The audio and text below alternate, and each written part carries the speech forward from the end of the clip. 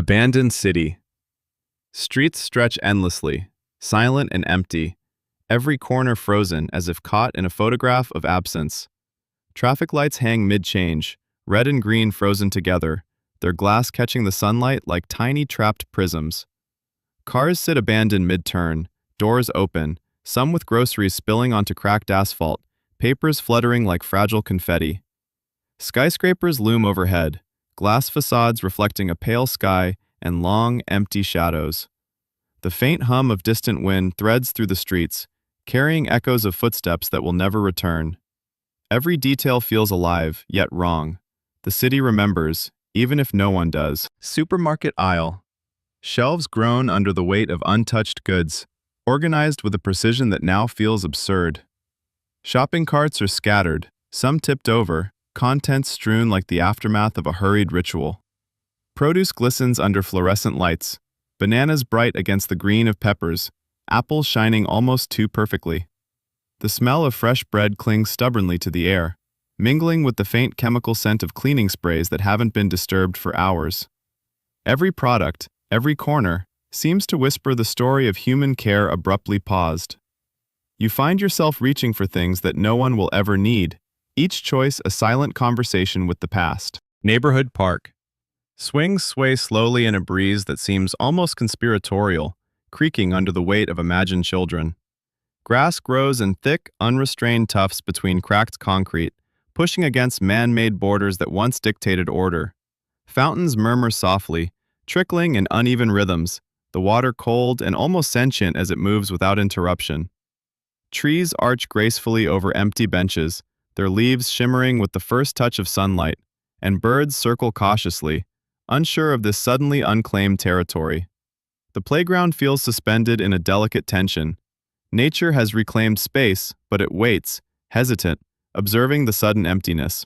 Library hall.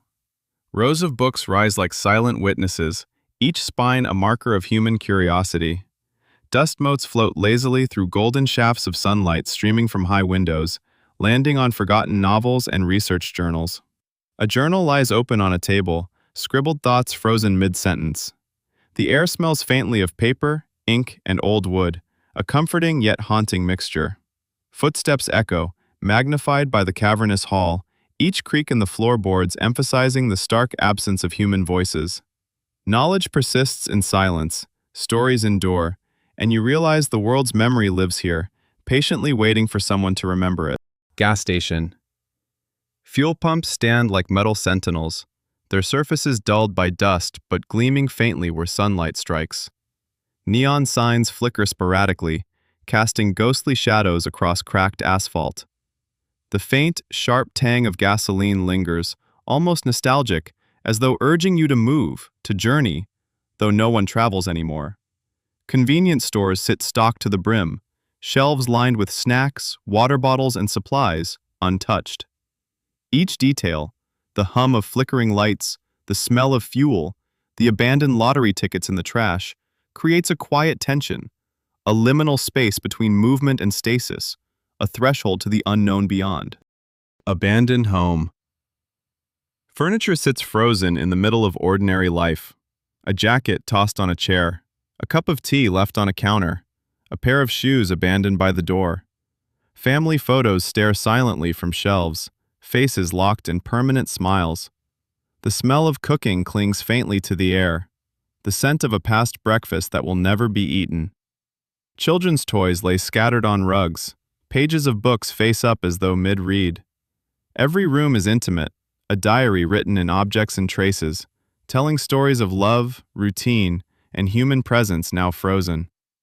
Touching anything feels like trespassing, yet also like communing with a life that lingers in memory. Rooftop view. From the top of a skyscraper, the city stretches wide, intricate veins of streets weaving below like frozen rivers. Buildings glint in sunlight, glass and steel catching reflections of nothing moving, nothing breathing, yet alive with latent potential.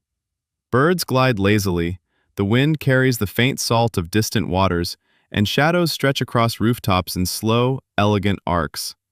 The scale of absence becomes tangible here, vast, overwhelming, and strangely beautiful.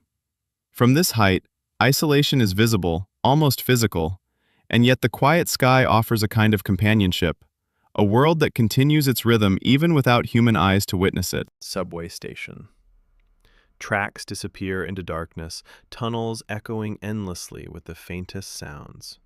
Posters curl and peel from walls, advertising concerts and events that will never arrive. The metallic scent of rails and faint dampness cling to the air. Platforms are empty, and even the echoes of imagined footsteps seem distant. The trains lie frozen, doors ajar, wheels still, as though time itself paused underground. Every sound is magnified. The drip of water from a leaking pipe, the distant flutter of a rat's paws, turning small, ordinary noises into haunting signs of life once present, now entirely absent. Abandoned vehicle.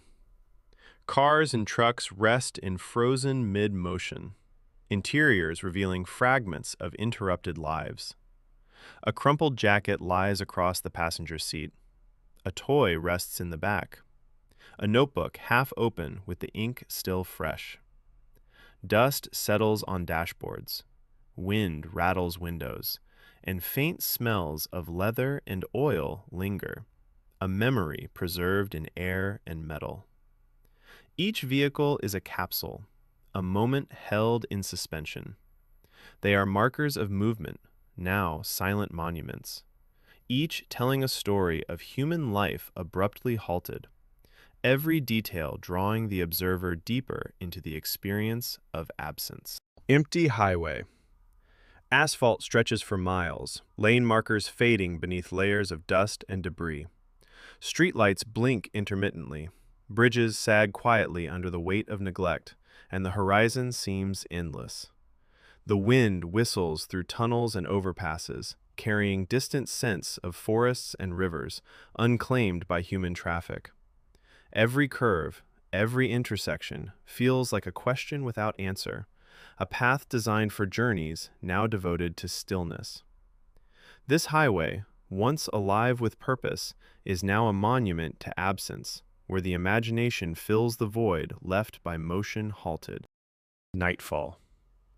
Darkness settles with deliberate weight, creeping across empty streets, rooftops, and parks. Shadows stretch unnaturally, folding familiar spaces into shapes unfamiliar. Streetlights hum and flicker, casting long, uneven pools of dim light across asphalt. Crickets and distant owls break the silence with their muted songs. Every small sound is amplified, from the rustle of leaves to the faint groan of metal expanding in the cool air. Night transforms emptiness into an almost sentient presence, a living void that watches, listens, and reacts, reminding the observer that solitude is both fragile and profound. Dawn. Light creeps over rooftops, streets, and riverbanks, turning every surface golden. Shadows shrink slowly, birds begin their hesitant songs, and the air carries the faint warmth of early morning. Each sunrise is unobserved yet profound, a quiet signal that the world continues its cycles. You notice details previously overlooked: the shimmer of dew on leaves, the subtle sway of branches, the gentle lapping of water.